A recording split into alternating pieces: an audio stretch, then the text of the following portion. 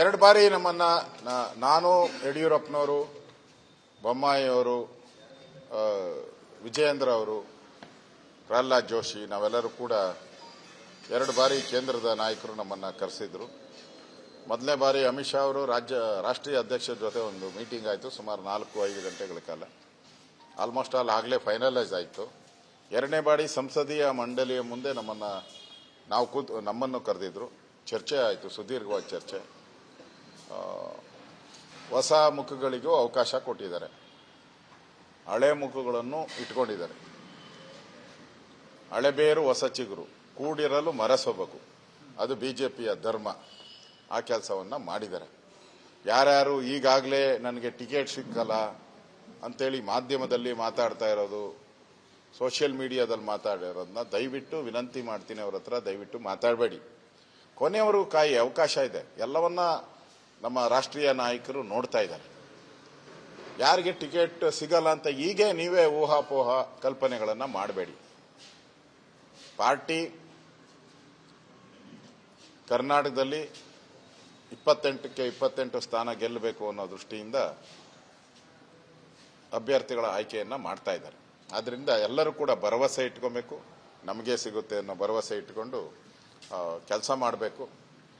ಮುಂದಿದ್ದು ಪಾರ್ಟಿಯ ನಾಯಕತ್ವಕ್ಕೆ ತೀರ್ಮಾನಕ್ಕೆ ಬಿಡೋಣ ಅನ್ನೋ ಮಾತನ್ನ ಈ ಸಂದರ್ಭದಲ್ಲಿ ಹೇಳಿ, ಬೆಂಗಳೂರು ಗ್ರಾಮಾಂತರಕ್ಕೆ ಸಂಬಂಧಪಟ್ಟಂತೆ ಡಾಕ್ಟರ್ ಮಂಜುನಾಥ್ ಅವರು ಹೃದಯ ರೋಗ ತಜ್ಞರಾಗಿ ಸುಮಾರು 30 ವರ್ಷಗಳ ಕಾಲ ಇಡೀ ದೇಶದಲ್ಲೇನು ಇಡೀ ಪ್ರಪಂಚದಲ್ಲಿ ಖ್ಯಾತಿಯನ್ನು ಗಳಿಸಿದ್ದಾರೆ.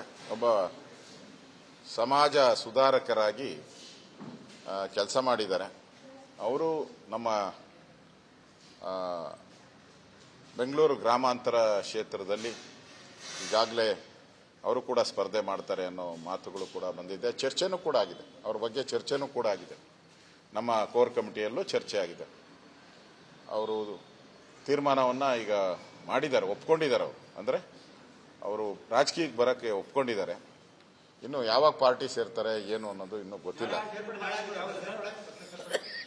ಅದನ್ನು ಪಾರ್ಟಿ ನಿಮಗೆ ನಾಳೆ 11 ಗಂಟೆ ಅಷ್ಟೊತ್ತಿಗೆ ಮೆಸೇಜ್ ಬರ್ತೈತೆ ನಿಮಗೆ ಅವ್ರ ಸೇರ್ಪಡೆ ಬಗ್ಗೆ. ಬೆಂಗಳೂರು ಗ್ರಾಮಾಂತರದ ಬಗ್ಗೆ ಹೇಳಿದೆ ಸರ್. ಬೆಂಗಳೂರು ಉತ್ತರದ ಬಗ್ಗೆ ಒಂದು ಪ್ರಶ್ನೆ ಇದೆ.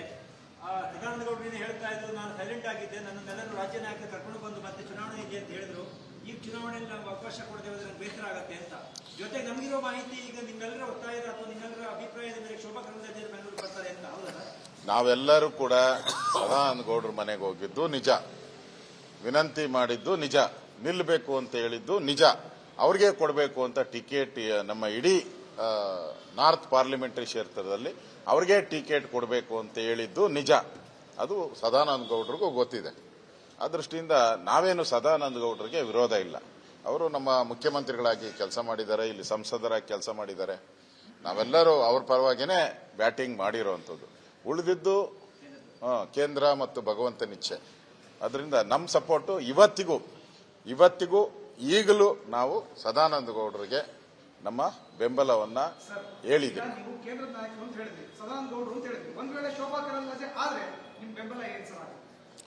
ಪಾರ್ಟಿ ಏನ್ ನೋಡೋಣ, ಪಾರ್ಟಿ ಏನ್ ತೀರ್ಮಾನ ಮಾಡುತ್ತೋ ಇನ್ನೂ ನಮ್ಗೆ ಗೊತ್ತಿಲ್ಲ. ಸದ್ಯಕ್ಕೆ ನಾವೆಲ್ಲರೂ ಕೂಡ ಸದಾನಂದ ಗೌಡರು ಟಿಕೆಟ್ ಕೊಡಬೇಕು ಅನ್ನೋ ವಿನಂತಿಯನ್ನ ಮಾಡಿದಿರಿ. ಉಳಿದದ್ದು ಕೇಂದ್ರ ತೀರ್ಮಾನ ಮಾಡುತ್ತೆ. ಕೇಂದ್ರ ಏನ್ ತೀರ್ಮಾನ ಮಾಡುತ್ತೋ ಅದನ್ನ ಶಿರಸಾವಹಿಸಿ ಮಾಡುವಂಥದ್ದು ನಮ್ಮೆಲ್ಲರ ಕರ್ತವ್ಯ.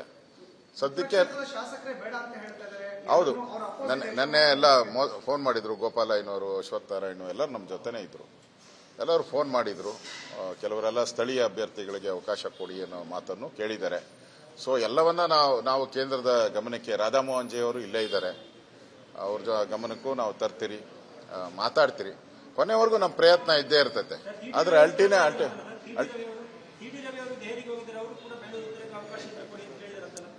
ನೋಡಿ, ಯಾರ್ಯಾರು ಏನೇನು ಕೇಳಿದ್ದಾರೆ ಅದು ಈಗಾಗಲೇ ಪಾರ್ಲಿಮೆಂಟ್ ಬೋರ್ಡ್ ಅಲ್ಲಿ ಚರ್ಚೆ ಆಗಿದೆ.